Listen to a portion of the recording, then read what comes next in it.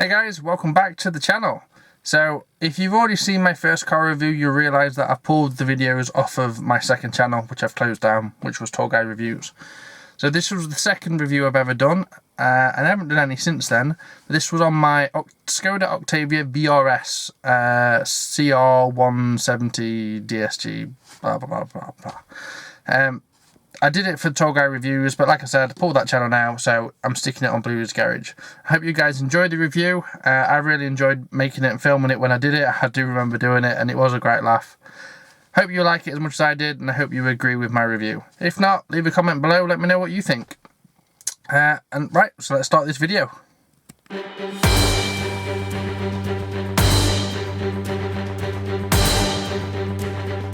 Welcome back to another review. I'm in a 2011 Skoda Octavia. As a quick bit of history, Skoda Octavia started many years ago. This is the second version of it, and they're on the third version at the moment, which is still going to the present day. You could pick up this Skoda brand new between 18 and 22 grand, depending on how you spec it. Luckily for me, because I own this one was spec'd up quite highly, so it has a lot of gadgets on it, which is good. So let's show you the car that I'm currently driving. So as I said, this is a Mark II Skoda VRS. It's the facelift edition. It also benefits from having things like DRL lights in the front bumper. The front bumper is rounded compared to the previous version. It's got a splitter built on the bottom, only a little one. We've also got big 18-inch alloys, red brake calipers, which, as we all know, adds 5 brake horsepower. And it's got a boot spoiler. It's sat 15 to 20mm lower than a normal Octavia. That's because obviously it's on like a sport suspension or slightly lower springs. And it's in black. This one is in black, and they do nice colours. It's other colours, but I have a black one. So, optional extras. This car got spec'd up quite highly, so it has automatic lights, automatic wipers, automatic dimming mirror. It has got cruise control. I'm trying to think of everything that it's got on it. It has the Xeon headlights, which have the bendy feature, so they turn as they go around the corners, which is nice. It has the Columbus sat-nav unit. It has the full VRS interior, because obviously it's the VRS model, so it's got like buckety hugging seats, which have got height adjustable and lumbar support on it, as well as they've got the embossed logos in them too. They're part leather, part some sort of material and suede with the looks of it. Don't like the suede, because the suede can leave dirt marks. But it's still a nice and very comfortable seat. Lots and lots of room. The boot is massive. I can fit in the boot, it's that big. Plenty of room on the back seats. In the front, it's a really big car. So if you don't like driving big cars, it's probably not the car for you, because it is surprisingly big. So you can see that obviously we have the VRS steering wheel, which has got these really big chunky grips here, and obviously it has the VRS badge on it. You've got selections obviously to change the songs and volume and stuff, and to change the actual maxi dock display. The maxi dock display is the little thing that's in the middle, which is quite cool, because obviously you can have your sat nav up in there. Obviously you can adjust your audio in there, because you have your songs and that. MFD is obviously your fuel, your consumption and all that business, which is always nice. And then obviously you've got phone, and you can adjust vehicle settings and stuff like that. It's a nice little feature of the car. Apparently that's an optional extra, so they don't all come with that, but this one did, because it was fully spec'd up. So as you can see, we've got the Columbus sat-nav head unit here, and obviously we have radio and we have media. Obviously you can have your phone on it if you had your phone, and obviously your settings in there. Then you've got sat-nav. Then obviously you've got your normal map on there. It's got tyre pressure monitoring, which is a nice feature. It has dual climate control, so obviously you can have that one lower, you have this one more, sort of thing, or you can just put them both the same, and obviously they'll adjust together, Let's turn my fans down. Obviously it has air conditioning, which most cars do nowadays. That's pretty much the centre of the car, to be fair. You know, cubbyhole at the top, and then cubbyhole at the bottom. We've got our little duck hiding in there.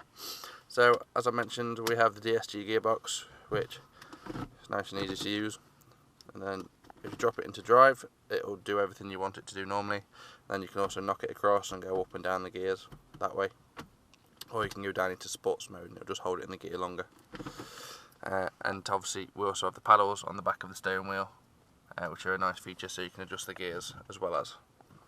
In the centre of the car we've got an armrest, which just slides forward and backwards, and obviously a cubbyhole and an auxiliary input in there for the CD player. A couple of cup holders there. These are the VRS seats. Very, very nice, very, very comfy. The only thing that I do find is a bad point is this bit here, because obviously, as you can see the muck. This car's got 80,000 miles on it, so it could be a lot worse than it is, so I'm quite happy with it. But I do think with a good material cleaner that will come out.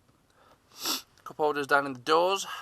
Both front doors are the same, and we have extra lights that light up when you open the door. Obviously you have your normal glove box feature. Automatic lights, and we have automatic wipers as well as. So it's really kitted up. I like this car. I like this car a lot. Let's go show you the boot.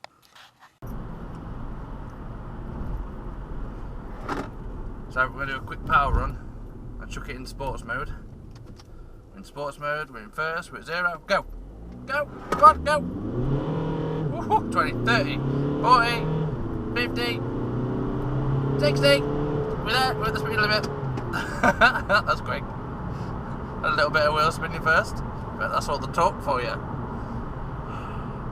This is a fun car to drive, it really is.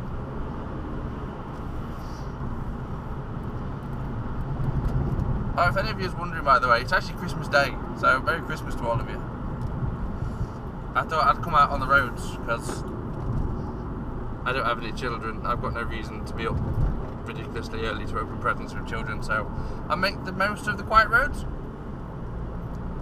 So, Christmas Day. There's no one on the road, really.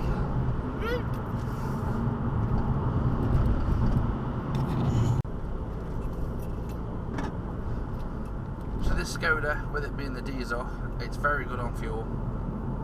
The gearbox is fantastic for always getting the next gear ready, and it's always changed up quite early. So economy wise, I've been getting around 53, anywhere between 53 and 56 on the motorway at 70-ish. Let's go that way, I've never been that way before.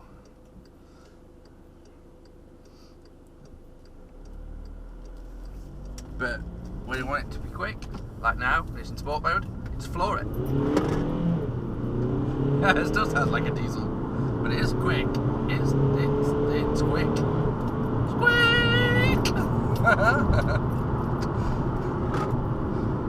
That got me to the speed limit.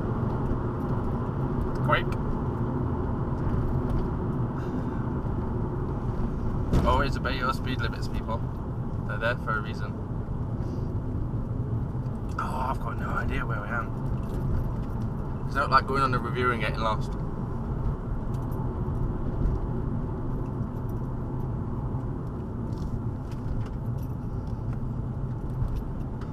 Okay, I know what village I'm in, but I don't know where I am. Yeah, we'll find our way home at some point. Have a sneeze.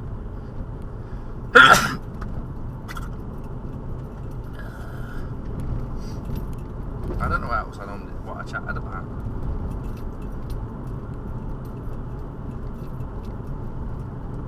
Oh, these seats are so comfy.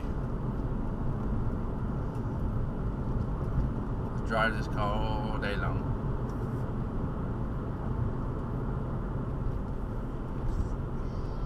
I have a text message. So the brakes that this car's got on it, I know the front brakes are 322mm, which are pretty big, and they've got some decent stopping power. Now the Skoda's got this brake assist thing, which I don't really know how it actually works. Well, I do. If you're going 70 mile an hour and obviously the car in front stopped, you put your foot on the brake, it senses that you braked more than you would normally brake, so it increases the pressure. But you've got ABS as well, and you've got traction control, so it increases the pressure to the brakes more than normal, but still don't lock up and skid, because obviously you've got ABS. I think that's a real neat feature.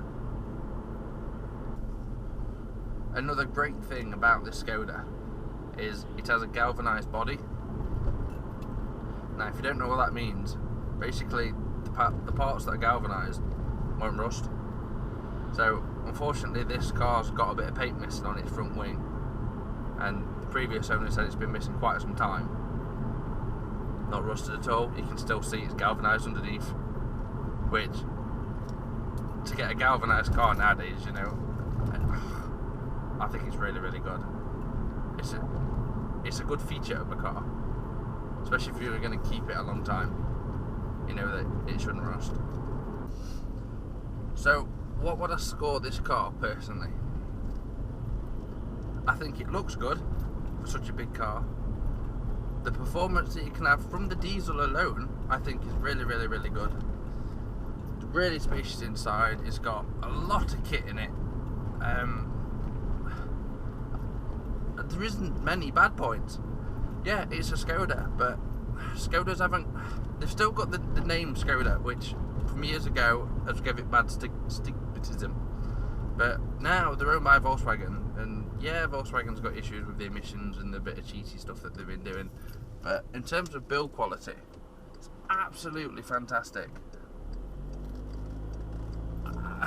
I'm struggling to fault it. The only thing I've managed to say so far is that the light coloured suede gets dirty. Oh, it's gone dark. The lights come on. There's nothing else I can say.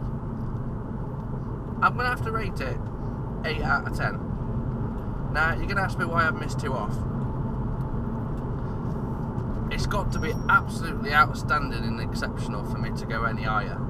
So I think to get 8 out of 10, I think that's good. The reliability, it's Volkswagen, so the reliability is actually fantastic, to be fair.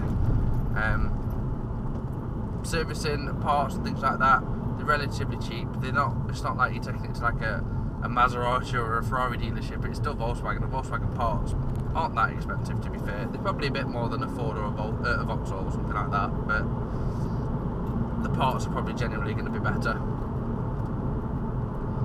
Fuel costs. Don't get me started on fuel costs. With this being the diesel, it's been getting me 54, 55 on the motorway, cruising at 70-ish mile an hour. Oh, and that's on cruise control at that. That's another feature that it's got. It has cruise control. I love cruise control. So yeah, I think I'm going to rate it 8 out of 10. So thank you for watching my review on the Skoda VRS. If you like it, please subscribe. Stay tuned for more reviews. Peace out, people. There we are. You've seen the review. Thank you very, very, very much for watching. Please check out bluudysgarage.com if you want to see any more information or more videos and stuff like that. Make sure you like and subscribe to the channel, and I will see you in another video. Thank you very much. Goodbye.